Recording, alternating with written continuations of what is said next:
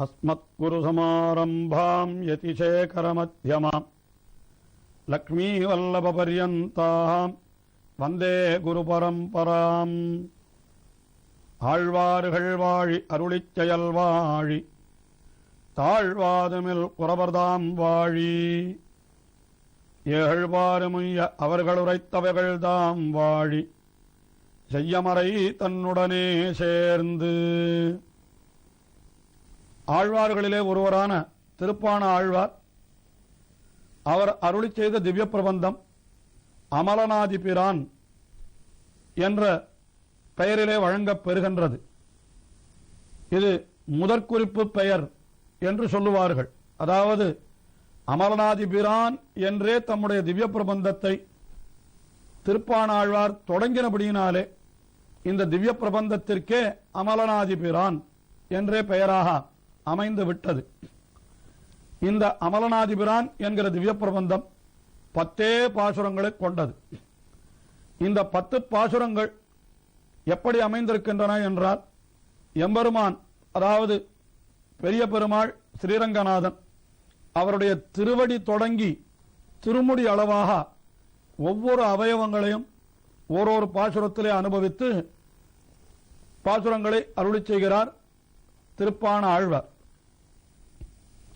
இந்த அமலநாதிபிரான் என்கிற திவ்ய பிரபந்தத்திற்கு 2 தனியன்கள், அதாவது இந்த திவ்ய பிரபந்தத்தை அனுசந்திப்பதற்கு முன்னாலே நாம் அனுசந்திக்கிற தனியன்கள், அவை இரண்டும் திருப்பான ஆழ்வாருடைய பெருமையை பகரும்படியாக அமைந்திருக்கின்றன.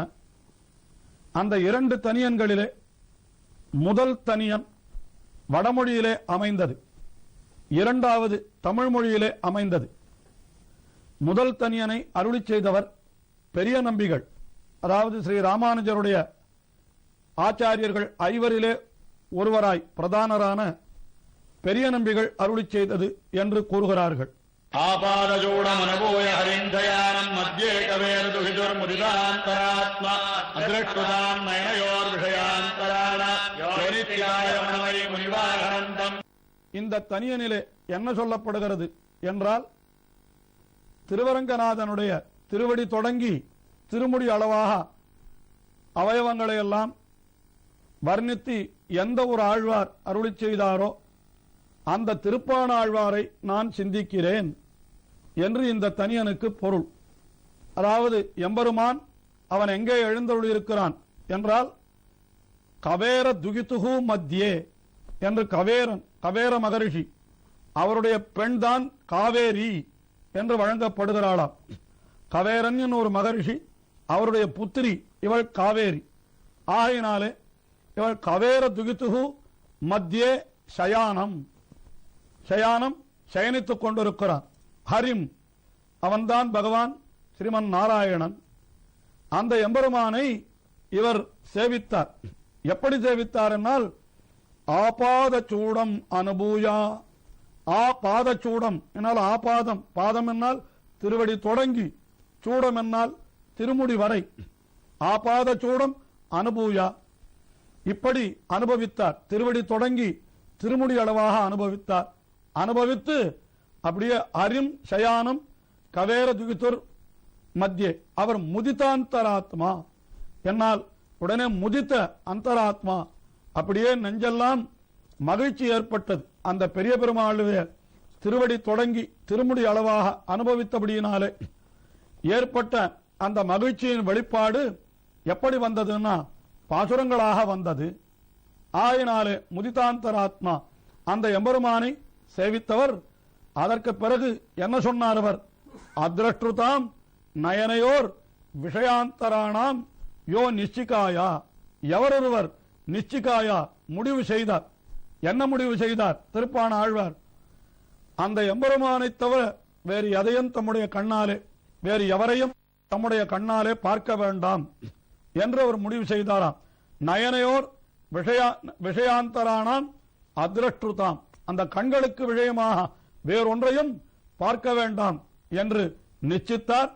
அப்படிப்பட்ட முனிவாகனம் தம் மனவை என்று அப்படிப்பட்ட முனிவாகரனான அந்த திருப்பான ஆழ்வாரை நான் வணங்குகிறேன் என்று இது முதல் தனியனாக அமைந்திருக்கிறது. பெரிய நம்பிகள் அருளி செய்தது என்பர். அடுத்தபடியாக மற்றொரு தனியன் இதே அர்த்தத்தை கொண்டது, ஆனால் அது தமிழிலே அமைந்திருக்கிறது. அதை அருளி செய்தவர் திருமலை நம்பி என்பர். திருமலை நம்பி என்று சொல்லுகிறார்கள். அதிலே அந்த திருவடி தொடங்கி திருமுடி அளவாக என்று சொல்லப்பட்ட விஷயம் இன்னும் சற்று விவரிக்கப்படுகிறது. காட்டவே கண்ட பாதகமலம் கேட்டரு முதலவந்தம் திருமார்பு கண்டம் செவ்வாய் வாட்டமை கண்கள் மே முனியேறி தனி புகுந்து பாட்டினால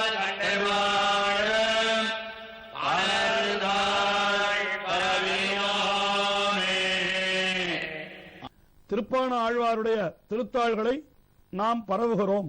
பரவுகிறோம் என்னால் அதை சரணமடைகிறோம், அதை பற்றுகிறோம். பாணர்தாள் பரவினோமே என்கிற அந்த திருப்பாண ஆழ்வார் அவருக்கு என்ன பெருமை என்றால், முனியேறி தனி புகுந்து என்று லோகதாரங்க மகாமுனியுடைய தோளிலே ஏறினார். அவர் தனி ஒருவராக அந்த கர்ப்ப கிரகத்திலே புகுந்தார். அப்படி முனியேறி தனி புகுந்தவர் அவர். அவருக்கு எம்பெருமான் என்ன காட்டி கொடுத்தான் என்னால், தன்னுடைய திருமேனி அழகையெல்லாம் அந்த திருப்பாண ஆழ்வாருக்கு காட்டி கொடுத்தானாம். அந்த திருப்பாண ஆழ்வார் அவர் எதையெல்லாம் கண்டார் என்னால், காட்டவே கண்டா, அந்த எம்பெருமான் தானே காட்டவே திருப்பாண ஆழ்வார் கண்டார். எதை கண்டார் என்னால், இந்த அமலநாதிபிரான் என்கிற திவ்ய பிரபந்தத்திலே 10 பாசுரங்கள், அதிலே 9 பாசுரங்களிலே எம்பெருமானுடைய அவயவங்களை எல்லாம் அனுபவிக்கிறார் திருப்பாண ஆழ்வார். அதை ஒவ்வொரு சொல்லாலே 9 சொல்லாலே அப்படியே இந்த தனியினிலே காட்டுகிறார். பாதகமலம், நல்லாடை, உந்தி, தேட்டரு முதரபந்தம், திருமார்பு, கண்டம், செவ்வாய், பாட்டமில் கண்கள், மேனி என்று இப்படி ஒரு முதல் பாசுரத்திலே எம்பெருமானுடைய திருவடிகளை கண்டார், பாதகமலம். இரண்டாவது பாசுரத்திலே நல்லாடை என்று அவனுடைய வஸ்திரம், மூன்றாவது பாசுரத்திலே உந்தி என்று எம்பெருமானுடைய திருவயிறு, நான்காவது பாசுரத்திலே உதரபந்தனம் என்று அந்த திருவயிற்றிலே சாத்திக் கொண்டிருக்கிற அந்த உதரபந்தனம் என்கிற ஆபரணம், அதற்கு மேலே தேட்டரு முதலபந்தம், ஐந்தாவது பாசுரத்திலே திருமார்பு, ஆறாவது பாசுரத்திலே அப்படி திருமார்பு கண்டம், அவனுடைய திருக்கழுத்து, ஏழாவது பாசுரத்திலே எம்பெருமானுடைய செவ்வாய் சிவந்த திருப்பவளம், எட்டாவது பாசுரத்திலே திருக்கண்கள், 9வது பாசுரத்திலே அந்த எம்பெருமானுடைய திருமேனி முழுவதும் மொத்தமாக அனுபவிக்கிறார். 10வது பாசுரத்திலே எம்பெருமானை சொல்லி தலை கட்டி விடுகிறார். இப்படி பாதகமலம், நல்லாடை, உந்தி, தேட்டரு முதலபந்தம், திருமார்பு, கண்டம், செவ்வாய், வாட்டமில் கண்கள், மேனி என்று இத்தனையும் அவர் அனுபவித்தார். எப்படி அனுபவித்தார்?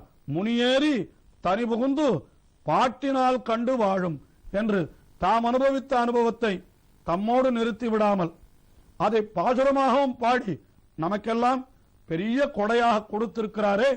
இது எவ்வளவு பெரிய உபகாரம்! நமக்கு அவர் கொடுத்த அந்த உபகாரத்திற்கு சேர என்ன தெரிவிக்கிறார்? அப்படிப்பட்ட பாணர்தாள் நாம் பரவினோம். பரவினோம் என்னால் அந்த திருப்பாணாழ்வாருடைய திருவடிகளை நாம் பற்றுகிறோம் என்று தெரிவிக்கிறார். அப்படிப்பட்ட அந்த திருப்பாணாழ்வார் அவர் அருளி செய்த இந்த திவ்ய பிரபந்தம் 4000 திவ்ய பிரபந்தத்திலேயே மிக மிகச் சிறிய திவ்ய பிரபந்தம் என்றால் இந்த திவ்ய பிரபந்தம் தான். இது 10 பாசுரங்களை கொண்டதாக அமைந்திருக்கிறது. ஆனால் இதற்கு மிக அற்புதமாக பெரியவாச்சான் பிள்ளை, அழகிய மணவாள பெருமாள் நாயனார், வேதாந்த தேசிகன் ஆகிய மூவர் மணிப்பிரவாள நடையிலே வியாக்கியானங்களை அருளி செய்திருக்கிறார்கள். அதிலேயும் இந்த திவ்ய பிரபந்தம் எல்லா வேதங்களுடைய சாரம் என்று சொல்லப்படுகிறது. வேதாந்த தேசிகன் தாம் அருளி செய்த முனிவாகன போகம் என்கிற வியாக்கியானத்தினுடைய இறுதியிலே பாண்பெருமாள் பாடிய பாடல் 10 பழமறையின் பொருள் என்று பரவும் என்கள் என்று அந்த திருப்பாணாழ்வார் அருளி செய்த திவ்ய பிரபந்தம் அது எல்லா வேதங்களுடைய அர்த்தத்தையும் தன்னகத்தே கொண்டிருக்கிறது என்று அப்படி கொண்டாடி இருக்கிறார். அந்த திருப்பாணாழ்வார் அருளி செய்த அந்த திவ்ய பிரபந்தம் அமலநாதிபிரான் கத்ததற்பின் அப்படி நன்குடையோர் கொண்டாடும் நாள் என்று மணவாள மாமுனிகள் இந்த திவ்ய பிரபந்தத்தை போற்றுகின்றார். அப்படிப்பட்ட இந்த அமலநாதிபிரான் அது ஏற்கனவே தெரிவித்தார் போல அமலநாதிபிரான் என்றே தொடங்குகிறபடியினாலே இந்த திவ்ய பிரபந்தத்தினுடைய திருநாமமே அமலநாதிபிரான் என்றே அமைந்திருக்கிறது. அப்படிப்பட்ட அந்த அமலநாதிபிரானுடைய அர்த்த விசேஷங்கள் பாசுரங்களில் இருக்கக்கூடிய அர்த்த விசேஷங்களை நாம் தொடர்ந்து அனுபவிப்போம்.